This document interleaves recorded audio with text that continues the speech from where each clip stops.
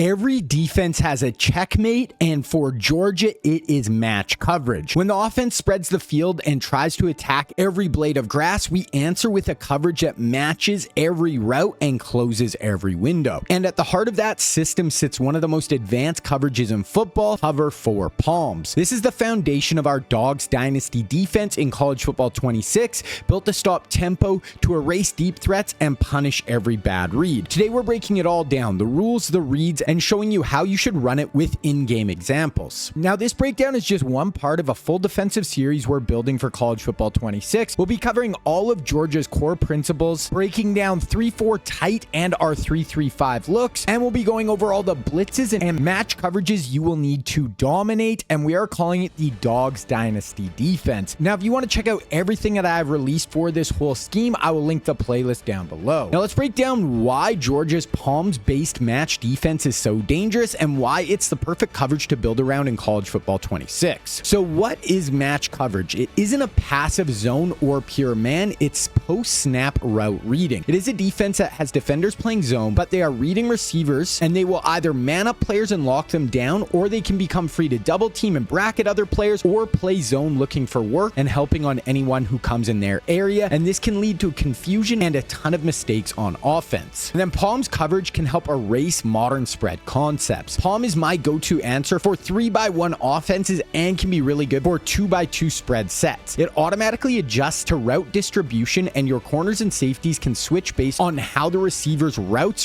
develop up the field. Quick outs and flats can get jumped instantly, while verticals can get doubled over the top. It lets you disguise your intention. Every play starts from the same two-high shell, keeping the QB guessing. Then Kirby took Saban's match blueprint and built in faster pattern reads and better disguise. Georgia's version kept the same rules, but adds constant post-snap rotation, safeties flying down, corners bailing, and nickels triggering in the flats. In college football 26, this means you can mix palms with pressure and still stay structurally sound in behind it. You're not just reacting, you're going to be dictating what the offense can call. So today we're diving into cover four palms, and specifically how I like to run it versus 3x1 sets. So this is going to be any trips offense. Then at the end, we are going to touch on 2x2, but I do usually prefer quarters against those looks, and I broke down the quarter rules in a separate video. Now, when I say 3x1, I mean 3 receivers to one side and a solo rec to the other. This can be a classic 3x1 spread set, a 3x1 look with an inline tight end to the trip side, or a trips tight end variation where the tight end is inline on the solo side. And before we go position by position, let me explain the numbering system. You'll hear me say things like read 1 to 2, 2 to 1, 1 to 2 to 3. That numbering starts from the outside in. Number 1 is always the outside receiver, number 2 is the next player inside, and number 3 is always the inside most player on trip sets. Now we're going to get into the rules position by position for how we play cover four palms in our Georgia system. So both corners are going to play mag. That means man everywhere he goes on the number 1 receiver. So if number 1 goes vertical, inside, or across the field, they're taking him all the way. No switching, no passing off. It turns into pure man. Now on the solo side, if that receiver is an inline tight end instead of out wide, there is a small adjustment, and I will get into that later. Now we have our nickel or apex defender on the trip side, and they are always going to read 3 to 2. Now if number 3 goes to the flat, anything like an arrow, whip, or quick out, he's just going to take him right away and match him to the flat and run with him. Now if number 3 goes vertical or into the middle of the field, so a seam, crosser, drag, anything like that, he's now snapping his eyes to number 2 and manning him up, and he will match number 2 on any route on the field, whether that is short or deep. Now for the safety on the trip side, he is also going to be reading 3 to 2. Now if number 3 goes vertical, he's taking him. Could be a seam, post, corner, anything vertical. Now if 3 stays shallow and number 2 goes vertical, now the safety is going to pick up number 2 and man him up wherever he goes. Now if both number 2 and 3 stay shallow, he is now going to be free to help over the top, usually looking to double the number 1 receiver if he comes inside on a deep post or a dig. Then we have our solo safety. Now this is my favorite part of palms. He's the safety on the single receiver side, and he's a free player. He's going to be a robber, and he can help anywhere. Now if number 1 on the solo side goes vertical and to the inside, side, like on a post, he can bracket him with the corner. If number one breaks inside or shallow, he's going to look to the trip side and look for any crossers or posts coming from that side of the field. This is what makes palms so elite versus trips. You're always going to have that backside helper on crossers and digs. Now we have our quarter flat on the solo side. He is always going to be responsible for the running back. So if the running back releases, whether it's a swing, angle, wheel route, he's manning him up everywhere he goes. Now, if the running back stays in the block, then this quarter flat player is just going to play in the flat, watch for any late releases, or drive on checkdowns. Now we have our Mike linebacker, and he's our 3 receiver hook defender. His first rule is wall number 3 if he goes vertical or on a crosser. He wants to stay underneath until the safety can pick him up, then drift back down into that hook curl area. Now, if the running back is taken by the apex on the short side and someone else like a receiver comes into that flat late from the trip side of the field, the Mike will pick him up. Otherwise, he's really just sitting in the middle, reading the QB and looking for crossers or digs. Now, if it is trips tight end, so the solo side has a tight end instead of a wideout, here is the tweak. If the tight end goes vertical or runs a corner route, the corner is going to take him and man him up. But if the tight end breaks inside, then that solo side safety picks him up across the field, and now the cornerback will look for work coming from the trip side of the field, and he can look for crossers or digs. Now we have palms versus 2x2. Like I said earlier, I do prefer quarters versus 2x2s, but palms can be a good changeup to throw at your opponent. So 2x2 just means 2 receivers on each side of the ball, but the big thing here is you'll only have a true palms check to the slot side. So if one side has an inline tight end, that side will just play normal quarters even though we called palms. So to the slot receiver side, the corner is going to read 2-1. Now, if number 2 goes fast to the flat, the corner jumps him immediately and the safety takes number 1 over the top. If number 2 goes vertical and number 1 goes vertical, then both defenders just lock in man. If number 2 goes vertical, but number 1 stays shallow, the corner will help bracket number 2 with the safety. So really the key here that makes this different than quarters is going to be the trap on the number 2. So if you're playing someone who's running a lot of quick hitters to the flat out of 2x2, you can call palms and this cornerback is going to jump that route and let the safety take number 1 over the top. Now, if you're loving what you're seeing so far with this cover 4 palms breakdown, we've got 2 new defensive videos up right now on Scheme Kings. A full advanced palms tips video where I go over some really unique ways to take this palms defense to a whole nother level, and a cover 3 match rules breakdown that will walk through every adjustment and rule for cover 3 match defenses against 2x2 and 3x1 sets. These both build into our full Dawgs Dynasty defense with everything you need to dominate up on the site, with more match breakdowns, blitzes, run fits, and breakdowns for our 3-4 and 3-3-5 mint and over defenses. We've also got our power spread offensive series up for college football 26 with full schemes for Tim Tebow, Vince Young, and Cam Newton. And if you're playing Madden, we have our big 3 offense built around Mahomes, Lamar, and Josh Allen already up on the site. So the link to Scheme Kings will be down in the description below. Now for this Georgia match D, we are running it at a 3-3-5 mint in the Georgia playbook, but all of these match rules are the same, so they can work in any defense you are running. And now I'm going to break down some in-game examples of me using this defense online so you can see how effective it actually can be. All right, so the first thing I want to go over when we're breaking down these in-game clips is using the solo safety. So whenever I am running palms, the person I want to use her no matter what is going to be this backside safety. So when I broke down the rules there, you'll really hear me touch on with this backside safety, he is basically free. He does not have a set responsibility where he must cover this player or that player, do anything.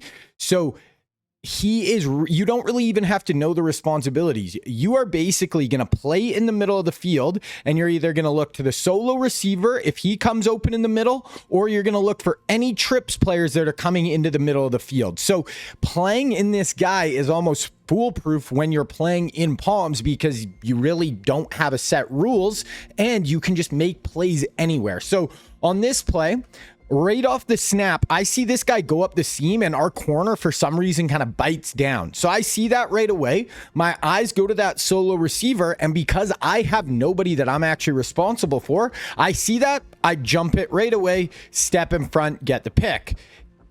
Here's another one. We have guys going all across the field, and I can just know, okay, who's actually going to come open here? I see right here, someone hooks up in the middle of the field and is open. So I'm able to sit on this route, jump it, and go the other way right there for a user pick. So once you really start to understand route combos and how they're trying to attack you, using this safety, you can just take away so much. And, you know, it doesn't always lead to a pick for the user, but by seeing someone come open, we can force them to not go there and where they'll have to attack somewhere else, or we can force them to hold the football. So on this one, this guy right here gets kind of lost in his match responsibility. So as this guy comes across the field, this player here, he kind of doesn't match. Then he realizes, oh no, I do have to match this guy. Now, if I was the user here and I, you know, jump over there, or I'm letting the computer play this, you know, this route is going to be open. But because I am there, I just step in front, completely take that away, and that forces him to have to throw the ball away. So even when you don't necessarily make the play, we are wiping out routes on the back end. Now, the other great thing with palms is how well we can handle the trip side with matching up the field.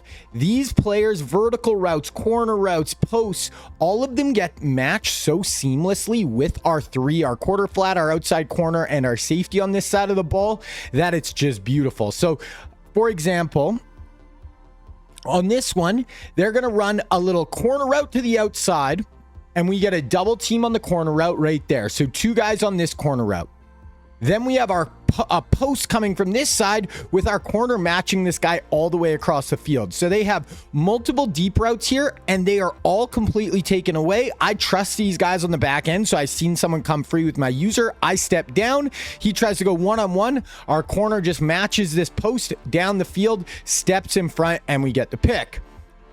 Here's another one. Trip side right here. Watch the vertical routes get all matched. Look at this. Boom.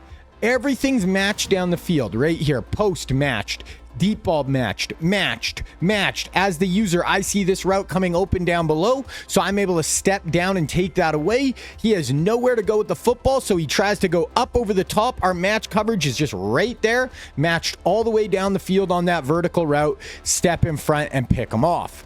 One more right here. Same thing. So crosser coming shallow here. Player in the flat. As the user, I'm pretty much free, and because this player is matching here, the corner, the safety on the trip side has nobody taking him deep, so he's able to double team on the outside receiver on this side of the field because everyone else is going shallow. He has nowhere to go. He tries to go up over the top. We have a double team at the catch point, so you can see how well it does at taking those deep bombs away. Now, the other great thing with this is, though this is a really lockdown coverage where we are going to take away so many of an offense's go-to plays, we still are able to rush 4. So we can still have a good pass rush, and it's going to lead to some coverage sacks where right here, oh, this is actually one more where this is just vertical routes getting matched down the field. So everything taken away. He has a running back Texas route out of the backfield. Our 3 receiver hook, we see everything is matched deep. Force him to check it down, and our 3 receiver hook steps in front. We get another pick. Now getting into our 4-man rush, where I was saying, you know, we are going to lead to coverage sacks where we take away everything on the back end. Look at this. There is nothing open. Where can you throw this ball? Even this route here, you think that might be open. This guy's going to underplay it. That guy's going to play over the top. If he tries to throw that, that's going to be a pick. We force him to hold the ball. We get a sack because we are still bringing 4, even though we have this coverage on the back end. Here it is again. Trips to the wide side. Look at this. Everything taken away. Where do you want to go with this football? Maybe the check down here if he's seen it earlier. There's nothing there. Force him to hold that ball. Everybody is plastered. We get the coverage sack. So even though we're only rushing 4, we still can get good pressure. The other great thing with quarters, palms, any of these match coverages is they are excellent run defenses. Our safeties are going to be in run fits along with our 4D linemen and our linebackers in the middle of the field and our nickels. So we are going to have 9 of our 11 players in run fits. What that means is when it's a run play, these guys are going to react incredibly fast to the run, and everyone's going to fire down to the ball except the 2 outside corners are going to play pass first. So as soon as we see this run action, boom, look at this. nickel firing down against the run, linebacker, safeties firing it down against the run. Everybody's coming downhill to fill in the run right away, and he just gets absolutely nothing. Here's another one. Right away, watch how quickly everybody reacts. And the other great thing with this, because we are going to be using this backside safety and we don't have any set responsibility, we can get insanely aggressive in the run game, because even if they do run a play action and we get caught, because we are not solely responsible for anyone, we're more of a help defender, we really aren't going to be in that much trouble. So right here, I see run on 3rd and 2. Look how fast I react. I'm playing safety here, guys. And look at how aggressive I know I can be because I understand the coverage. 3rd and 2, I come downhill and get a TFL or right to the line with a safety. So that's how aggressive you can be in the run game. And then the last part about quarters, palms, anything is mix in blitzes. That is like one of the biggest keys I could say when you're running match coverage, is to have a really good blitzing scheme that can go along with it, where we're going to start in a 2-high look with 2 safeties back that looks like our match coverage. And now he doesn't know if we're bringing a blitz or playing match. I recommend blitzing between 25 to 35% of the time. Use match coverage as your base, but the biggest thing people are going to try to do when you play a lot of match is they're going to send everybody out on routes. As soon as they send everybody out on routes, the back isn't staying in, we can heat them up, bring blitzes, boom. So now they're used to seeing match coverage. They're used to having some time to really try to diagnose the coverage on the back end. All of a sudden we bring a blitz and he is going down. Here's another one. Same thing. He's going to start sending everyone out. Oh, he even here have some blitzes that work, which I do in our Georgia playlist down below.